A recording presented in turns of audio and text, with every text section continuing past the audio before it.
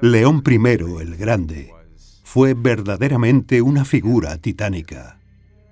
Literalmente salvó a Roma de la destrucción, promovió la unidad en la vida de la Iglesia, profundizó nuestra comprensión de nuestro Señor y forjó para siempre una mejor comprensión del lugar y el papel de los papas en la Iglesia.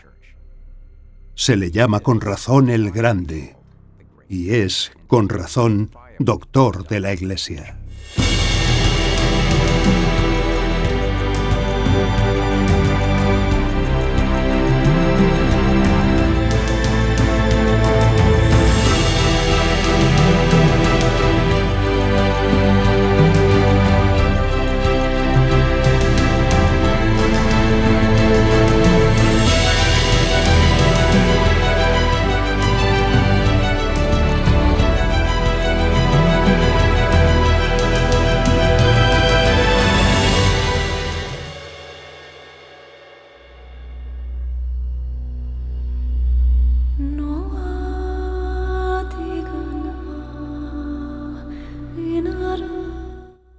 El Imperio Romano en Occidente se estaba desmoronando. Los ejércitos bárbaros cruzaron las fronteras una vez impenetrables de las tierras imperiales. Los antes poderosos emperadores romanos se acobardaron ante el ataque y nuevas herejías amenazaron la unidad de la Iglesia. Fue en esta época de caos, en el año 440, cuando un diácono llamado León fue elegido papa. Sirvió como vicario de Cristo durante 21 años. Al final de su pontificado, se había ganado su lugar como padre de la Iglesia, doctor de la Iglesia y el título de El Grande. La mayoría de los estudiosos, al evaluar su vida, dicen que León es quizás una de las figuras cristianas más importantes, si no la más significativa de la antigüedad.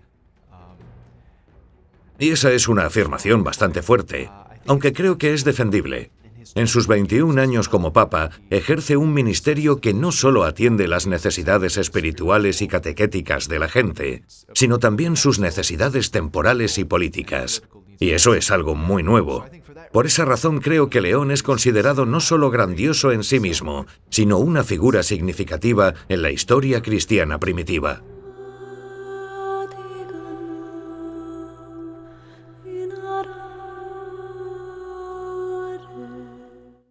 De los pocos detalles que tenemos de la vida temprana de León el Grande, probablemente nació en la región de Toscana, en el norte de Italia. Su familia se mudó a Roma y fue allí donde recibió una educación sólida. Estos pertenecían a la nobleza romana, lo que le dio acceso a las mejores escuelas, la mejor formación. Pero esta también era una familia cristiana, y León recibió una sólida formación en la fe. Por ello, se sentían cómodos tanto en la corte papal como en la corte imperial. Con el tiempo, se convirtió en diácono y en una figura de confianza en Roma, e incluso en todo el imperio. Parece que recibió el mejor tipo de educación posible para un joven ciudadano romano en ese momento. ¿Por qué decimos eso? Bueno, porque él, siendo muy joven, ejerce una increíble capacidad de administración, por un lado, pero también en su escritura y en su habla evidencia un latín realmente estilizado, que revela cierto estudio del idioma y una educación muy esmerada. Puso mucho trabajo para ser un maestro comunicador, y así su latín y el estilo de su latín delatan un alto nivel de educación. Como diácono en la Iglesia, León se estableció rápidamente como una mente brillante, pero también como alguien confiable en la diplomacia, en la política e intelectualmente. Y fue por eso, entonces, que las emperatrices y los emperadores lo encontraron un instrumento tan valioso para la diplomacia, y, por supuesto, los papas lo encontraron también un mensajero valioso. Cuando pensamos en León como diácono, como todavía un hombre relativamente joven, es notable considerar cuán confiaban en él tanto los emperadores, las emperatrices y el papa. Por ejemplo, la emperatriz Gala Placidia, que era la figura dominante del imperio en Occidente, acudió a él en busca de ayuda. Ella lo envió a la Galia, en la Francia moderna, para tratar de poner fin, evitar el derramamiento de sangre entre algunos de sus líderes políticos y sus generales. En el mundo espiritual y teológico más amplio, León también es una figura muy conocida. San Juan Casiano, por ejemplo, dedica una de sus obras dogmáticas al diácono León como alguien que es digno de ese tipo de dedicación, pero también alguien que estaría interesado en ese tipo de escritura en los estudios teológicos.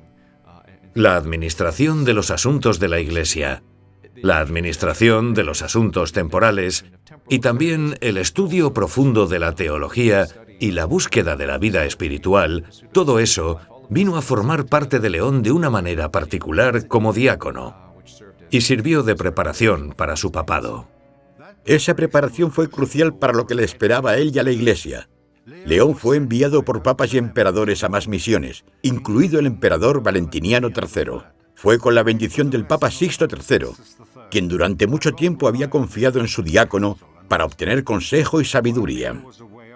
Mientras León estaba en una misión a la Galia, Sixto murió en agosto de 440. En la elección que siguió para un nuevo obispo de Roma, la decisión fue unánime. El diácono León debía ser papa. Se envió un mensaje a la Galia ordenando a León que regresara a Roma. A su regreso fue consagrado el 29 de septiembre y comenzó uno de los pontificados más desafiantes en la historia de la Iglesia. Las crisis a las que se enfrentaba eran inmensas, pero las primeras fueron en la propia ciudad eterna. Cuando llegó como papa, la tesorería papal pasaba por un buen momento económico, pero inmediatamente comenzó a gastar. No en edificios más grandes, sino en el cuidado de las personas. Así era él. ¿Quién iba a cuidar de los enfermos? No hay servicios sociales. El imperio se derrumbó. La Iglesia se ocupa de los enfermos. ¿Quién cuidará de los pobres? La Iglesia. Aunque no lo creáis, la ciudad necesitaba algo de defensa militar. La Iglesia pagó la defensa militar de la ciudad mediante la reparación de las murallas y la reparación de las carreteras. No todo el mundo pertenecía a la Iglesia en este día. La mayoría sí, pero esta es una iglesia al servicio de toda la sociedad de Roma. Otra preocupación apremiante fue la unidad de la Iglesia. Así que probablemente una de las primeras prioridades que enfrentó León como papa estaría situada bajo la bandera de la unidad de la Iglesia. Tal vez la desintegración paulatina del Imperio Romano fue lo que ayudó a León a ver que la unidad de la Iglesia no se basa en la sangre. La unidad de la Iglesia no se basa en que todos pertenezcan a la misma autoridad política.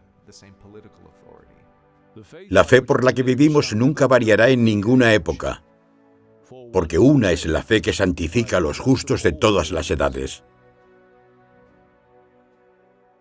Profesar el credo, creer en Jesucristo y ser un miembro profeso de la Iglesia. A mediados del siglo V, cuando León miraba alrededor del mundo mediterráneo, veía mucha desunión. No solo desunión social, desunión política, sino también desunión doctrinal. Esto le obligaba a enfrentar herejías específicas. En su época todavía quedaban restos del arrianismo que había afligido a la Iglesia en el siglo IV. Todavía tenía elementos de maniqueísmo, que es una especie de sincretismo religioso que tiene en su corazón una visión dualista del mundo. Hay un Dios bueno y un Dios maligno, y están constantemente en guerra entre ellos. Y esa guerra está dentro de nosotros. El Dios bueno es el principio del espíritu y el Dios malo es el principio de la materia. Al principio de su papado, León se enfrentó a los heréticos maniqueos que habían llegado a Roma. Mantuvo un debate público con ellos y luego ordenó que se quemaran sus escritos. En sermones y una carta, León advirtió a los obispos de Italia y a los fieles que los maniqueos eran los enemigos más salvajes de las almas, que están engañando a los fieles y destruyendo la unidad de la Iglesia. Y así, León sabía que en su papel de obispo de Roma, como papa, iba a ser de agente de unidad en el cumplimiento del mandato de Cristo a Pedro. Para fortalecer a los hermanos, León comenzó inmediatamente un trabajo de unificación de la fe cristiana, no solo en su propia región, no solo en Roma, sino en todo Occidente, e incluso en el mundo mediterráneo oriental. León al igual que los primeros papas, entendió muy bien que Jesús enseñó a Pedro y a los discípulos lo que era el liderazgo, al lavarles los pies.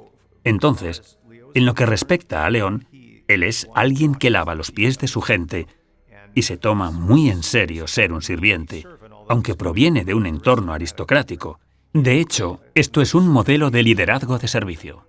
De todo el mundo un hombre, Pedro es elegido para presidir el llamamiento de todas las naciones y ser puesto sobre todos los apóstoles y todos los padres de la Iglesia, un sermón del Papa San León I el Grande. Y no solo fue esta acción lo que León hizo. También, en momentos más tranquilos, reflexionó profundamente sobre la gracia de Pedro, el oficio de Pedro. Y hay varios sermones que nos han llegado donde en su predicación comparte sus pensamientos sobre cuál es el oficio de Pedro, la gracia de Pedro. Y luego reflexionando en sus propias circunstancias cómo ejercitarlo en su propia época. El ejercicio de León del oficio petrino fue crucial para enfrentar la nueva herejía cristológica que golpeó a la Iglesia a mediados del siglo V.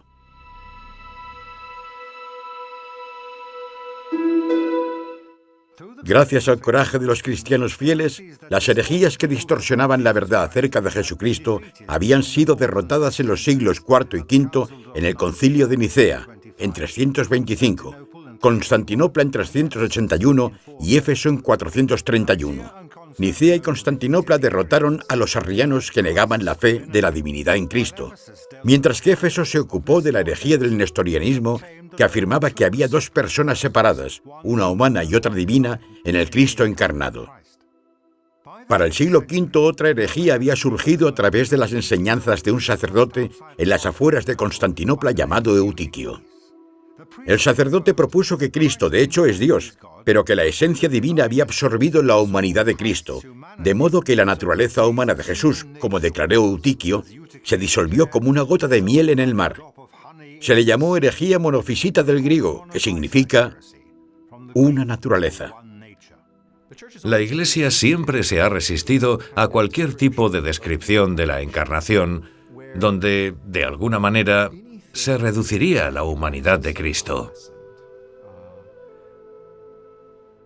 La Iglesia siempre ha entendido que para que Cristo sea nuestro Salvador, para que seamos salvados por Él, para que nuestra humanidad, nuestra naturaleza humana, caída en pecado, sea sanada por la gracia de Cristo, todo lo que somos tenemos que encontrarlo en Cristo.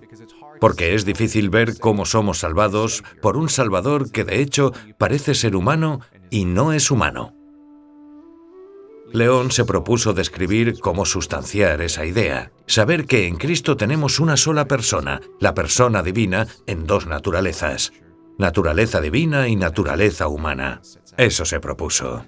León compuso lo que se conoce en la historia simplemente como el tomo, una carta en la que explica en términos muy sucintos, relativamente hablando, la divinidad de Cristo y la humanidad de Cristo en esa perfecta unión de los dos que en la persona de Cristo tiene dos naturalezas, divina y humana, reunidas en lo que en términos teológicos se llama unión hipostática. Ahora, ese es uno de los misterios más profundos en la vida de la fe, en la vida del cristianismo. Pero León, en esta pequeña carta, fue capaz de articularlo perfectamente en términos que casi cualquier cristiano podría entender. León escribe esta magnífica explicación poética del hecho de que Jesús es completamente humano y completamente divino. Poética magistral, bella retórica. Una de las líneas es: la humildad es asumida por la majestad, la debilidad por el poder, la mortalidad por la eternidad. Se suponía que el tomo de León se leería en un concilio en 449, pero los partidarios de Eutiquio lo bloquearon y castigaron a los enemigos del sacerdote herético, incluido un breve exilio del aliado de León, el patriarca Flaviano de Constantinopla. 2 años más tarde se celebró otro concilio en Calcedonia. El tomo de León finalmente se leyó al concilio, y todos los obispos reunidos allí eligieron la Carta de León como su declaración para expresar la creencia cristiana ortodoxa con respecto a la encarnación. Entonces, cuando los padres orientales del concilio, porque la mayoría de los obispos son de Oriente, escuchan esta hermosa explicación, el tomo de León, que explica la relación entre lo humano, lo divino y Jesús, uno de los obispos orientales se levanta y grita: «Pedro ha hablado por boca de León».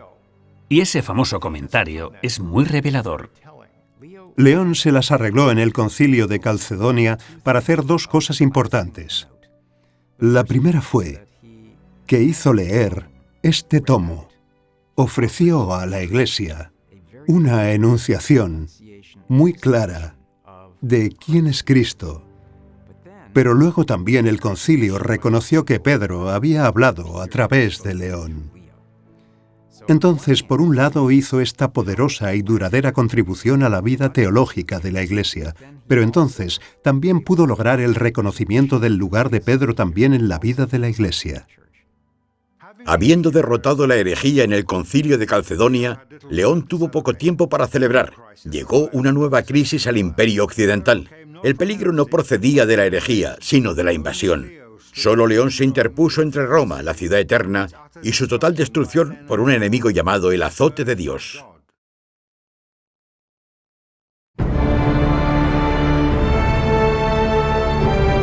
El nombre Atila el Huno evoca imágenes del mismo título que le dio la gente en el Imperio Romano. Y ese es el azote de Dios, donde quiera que iba. Donde quiera que su ejército de jinetes de bárbaros brutales arrasaban, prendían fuego, saqueaban, destruían. Y el título El azote de Dios parecía encarnar perfectamente lo que Atila estaba trayendo al imperio occidental, y eso era muerte y destrucción. Los hunos eran originalmente una tribu de Eurasia que invadió Europa Central en las primeras décadas del siglo V y amenazaban el imperio romano oriental. Sobornado por los emperadores de Oriente para que se alejara, Atila y su ejército de fieros jinetes irrumpieron en el imperio occidental. Atila invadió la Galia en 451. Los romanos formaron una alianza con todos los aliados que pudieron encontrar para detenerlo. Eso incluía a los godos bárbaros, que habían saqueado Roma solo unas décadas antes y se habían establecido en las tierras del imperio romano. Porque los romanos ya no tenían la fuerza para mantenerlos fuera. Todos reconocen la inmensa amenaza que representaba Atila, por lo que reunieron sus fuerzas y lo enfrentaron en la batalla de las llanuras catalanianas. Fue una masacre, pero logró lo que necesitaban. Detuvo la invasión de la Galia. Atila, sin embargo, no terminó. Se dirigió al sur de Italia con un plan para saquear y destruir la ciudad eterna, el símbolo del imperio romano. Solo hay una cosa que se interpone entre él y Roma. No fueron las legiones romanas. Prácticamente no quedaban fuerzas militares en Italia para detenerlo. Más bien, fue el Papa. El propio León, en ausencia de poder político, de ausencia de liderazgo político, el que tuvo que dar un paso al frente. Y así, virtualmente solo, partió de Roma y se encontró con Atila el Huno, en la ciudad de Mantua. Fue uno de esos momentos legendarios que ha sido capturado por artistas que perdura en la leyenda. Es muy interesante. Por supuesto, hubo una oferta de dinero. Y también hubo un atractivo moral. Pero no tenemos un registro del atractivo moral. Sabemos que a Atila no le impresionaba solo el dinero, porque podía entrar y simplemente tomarlo todo y matar y violar. Pero de alguna manera decidió alejarse. Entonces, si me preguntas, lo llamaría el poder del Espíritu Santo. Existe una leyenda que dice que Atila, cuando se reunió con el Papa León, vio en el aire una especie de visión del cielo que llenó incluso a el azote de Dios de temor a Dios. Y sabemos que Atila, por la razón que sea, se dio la vuelta.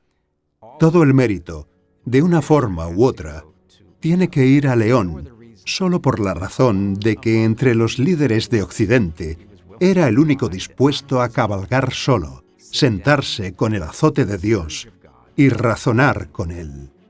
En un año, Atila, el azote de Dios, murió, y su imperio se vino abajo. León había salvado a Roma, pero a los 3 años de su encuentro con Atila el Huno, En el 455 surgió una nueva amenaza en el horizonte, la tribu germánica de los vándalos, cuyo nombre se da a los que destruyen. Los vándalos eran germánicos, eran peligrosos, estaban mucho mejor organizados que los hunos y marchaban hacia Roma. Donde se pudo convencer a Atila el Huno de que se diera la vuelta y se fuera de Italia, no hubo esta vez tanta suerte con los vándalos bajo el mando de Genserico. Sin embargo, León se paró con sus sacerdotes frente a estos bárbaros, a las mismas puertas de Roma, y llegó a un acuerdo. Genserico, que estaba interesado en crear un imperio para sí mismo que durara, estaba abierto a la negociación. Y así León, en ausencia nuevamente de cualquier liderazgo político significativo en el imperio occidental, se paró frente a este rey bárbaro y regateó por la seguridad de Roma. León no pudo evitar que pasaran a la ciudad, pero lo que hizo fue cambiar su comportamiento. Llegaron a la ciudad y robaron, pero prometieron que no matarían, quemarían o violarían. Se llevaron esclavos a África, que era donde se encontraban. Es decir, la sede estaba en el norte de África. León vendió muchos de los hermosos cálices y otros objetos que eran preciosos para la Iglesia, para redimir lo que es aún más preciado, los esclavos que habían sido llevados de Roma. Entonces, en la forma en la que él trata con la justicia social o con la caridad y las posesiones de la Iglesia, es una lección para todos nosotros. Este fue un compromiso, por supuesto, y León comprendió muy profundamente que el Imperio Romano en Occidente estaba realmente condenado, que no quedaban ejércitos para defenderlo, que no quedaba ningún gobierno imperial para salvarlo, y que ahora le había tocado hacer todo lo posible para salvar algo de la civilización, y al mismo tiempo forjar esa civilización cristiana a partir de lo que sabía que iba a ser una época muy oscura y terrible para su pueblo.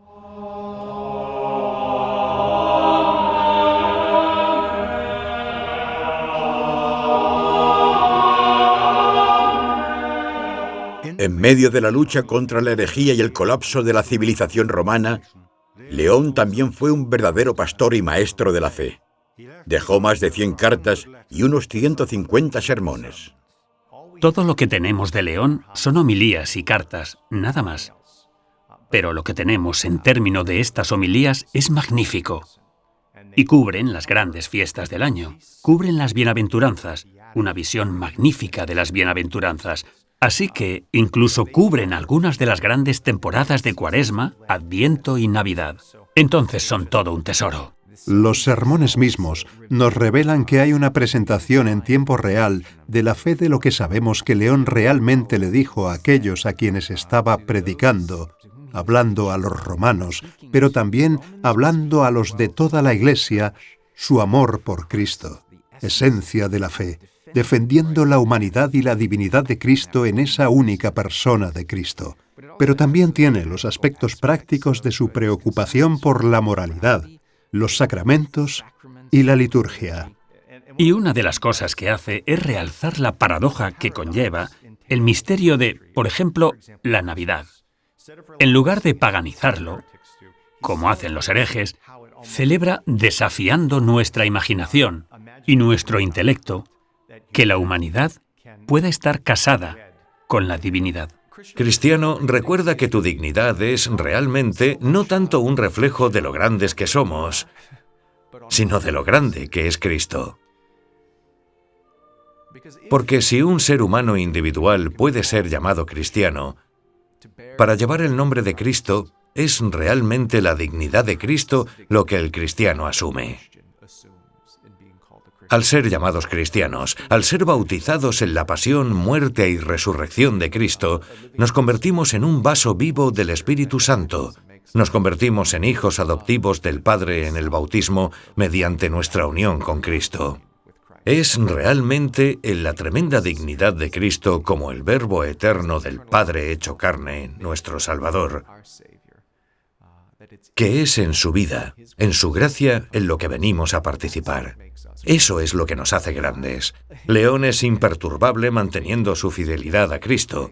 Su fe permanece inquebrantable, de modo que en sus momentos de tranquilidad, y no sé si fueron muchos, pudo, a través de su propia comprensión y estudio de los evangelios y de la fe, alcanzar una comprensión profunda de los misterios de Cristo, que no solo él sostuvo con tanta fuerza, sino con la gracia de Dios tan articulada y comunicada. ¿Cómo debió haber sido su vida diaria para lograr ese resultado? Es lo que me gustaría saber, su secreto. Creo que a la mayoría de nosotros nos gustaría saber eso. El secreto para mantener esa reflexión interna en medio de un mundo que simplemente se desmorona. León murió el 10 de noviembre de 461. Pidió ser enterrado lo más cerca posible de la tumba de San Pedro. Una iglesia agradecida accedió a su solicitud. Fue el primer papa en ser enterrado en la Basílica de San Pedro. León I el Grande es uno de los 4 papas honrados como el Grande. En un momento en el que la Iglesia se enfrentaba a herejías antiguas y nuevas, defendió nuestra comprensión auténtica de la identidad de Cristo, la persona de Cristo como humano y divino. Se alzó además como una voz a favor de la unidad de la Iglesia. Derrotó a los enemigos que marcharon sobre Roma. Literalmente salvó a la ciudad de Roma de la destrucción. Y nos ofrece, para siempre, un camino hacia la santidad y una comprensión cada vez más profunda de quiénes somos como cristianos. León vivió su vida y ejerció el oficio del papado en un momento crucial en la historia occidental, la caída de un antiguo orden, el orden romano. La aparición de algo nuevo, pero todavía no estaba claro lo que iba a ser. Como obispo de Roma, como pastor de la Iglesia, León pasó 20 años de su vida, 20 años como papa, dando forma al oficio y configurando el ejercicio de ese oficio que influiría en el papado, y dándole forma para los siglos venideros.